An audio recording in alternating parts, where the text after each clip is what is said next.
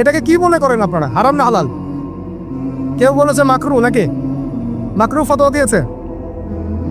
মাকরু শব্দের অর্থ জানেন আপনি? মাকরু শব্দের অর্থ কি শোনেন, সূরা বনী ইসরাইল খুলবেন। কোন সূরা? সূরা বনী ইসরাইল। আল্লাহ পাক বলছেন, আমি বনু ইসরাইলকে এই কাজগুলো করতে নিষেধ করেছি। কোন কোন কাজ? জেনা করো না, জেনার ধার কাছে যেও না, এতিমের মাল আত্মসাৎ করো না, শিরিক করো না, ইত্যাদি। যারা আলেম আছেন তারা আমার কথা বুঝবেন।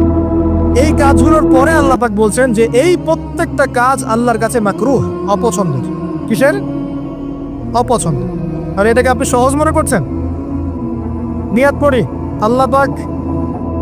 আল্লাহ পাকের সন্তুষ্টির জন্য আমরা কোনোদিনও মাদকের সাথে সম্পৃক্ত হব না। আর বিশ্বাস করেন, শুধুমাত্র মাদকদ্রব্য নিয়ন্ত্রণ অধিদপ্তর এই আইন কানুন এগুলো দিয়ে, জরিমানা দিয়ে মানুষকে মাদক ছাড়ানো যাচ্ছে না, যাবে না। কেন যাবে না এটা আপনারা খুব ভালো করেই জানেন, আমি বলতে চাচ্ছি না।